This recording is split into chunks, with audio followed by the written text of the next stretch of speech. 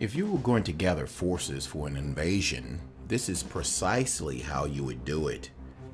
350,000 soldiers, 20,000 tanks, 2,450 warplanes, and 460 military helicopters are massing in the northern Saudi Arabia for a military exercise that is being called Northern Thunder.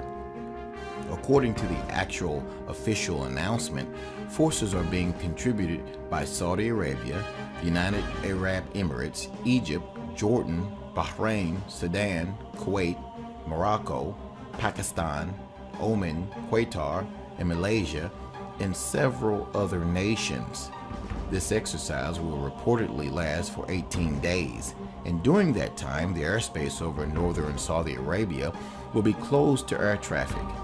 This will be the largest military exercise in the history of the region, and it comes amid rumors that Saudi Arabia and Turkey are preparing for a massive ground invasion of Syria. Like I said, if you were going to gather forces for an invasion, this is precisely how you would do it.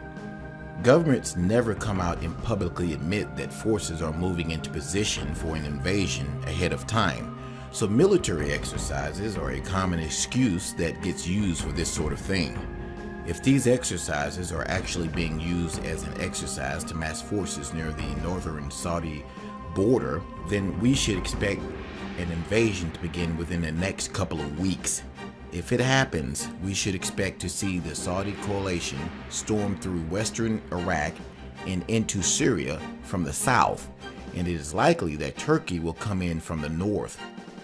The goal would be to take out the Assad regime before Russia, Iran, and Hezbollah could react. For the past couple of years, Saudi Arabia, Turkey, and their allies have been funding the Sunni insurgency in Syria, and they were counting on these insurgents to be able to take down the Assad regime by themselves. The goal would be to take out the Assad regime before Russia, Iran, and Hezbollah could react. For the past couple of years, Saudi Arabia, Turkey, and their allies have been funding the Sunni insurgency in Syria, and they were counting on these insurgents to be able to take down the Assad regime by themselves.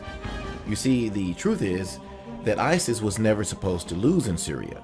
Saudi Arabia and her allies have been funneling massive amounts of money to ISIS, and hundreds of millions of dollars of ISIS oil has been shipped into Turkey, where it is sold to the rest of the world. The major Sunni nations wanted ISIS and their other Sunni insurgent groups to take down Assad in the aftermath. Saudi Arabia and her allies intended to transform Syria into a full-blown Sunni nation. But then Russia, Iran, and Hezbollah stepped forward to assist the Assad regime. Russia air support completely turned the tide of the war, and now the Sunni insurgents are on the brink of losing.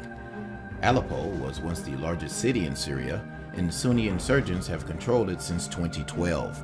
But now relentless Russian airstrikes have made it possible for Syrian, Iranian, and Hezbollah ground forces to surround the city, and it is about to fall back into the hands of the Syrian government. If this happens, the war will essentially be over. Saudi Arabia, Turkey, and their allies have invested massive amounts of time, money, and effort into overthrowing Assad, and they aren't about to walk away now. If the war was to end right at this moment, a weakened Assad regime would remain in power, and Iran and Hezbollah would be the dominant powers in the country for years to come. And once Assad died, it would be certain that Iran and Hezbollah would attempt to transform Syria into a full-blown Shiite nation. This is something that Saudi Arabia and Turkey want to avoid at all costs. So they are actually considering what was once absolutely unthinkable, a massive ground invasion of Syria. But if Saudi Arabia, Turkey, and their allies go in, they run the risk of a full-blown war with Russia, Iran, and Hezbollah. Just consider how serious this is. Okay, let's sum this up.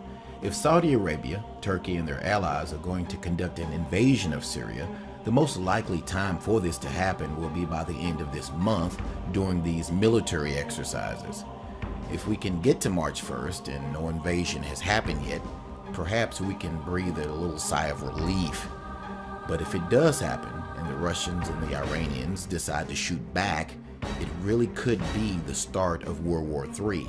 Now, we've been saying this on this channel for the last few years, that World War III was going to start in 2015 or 2016.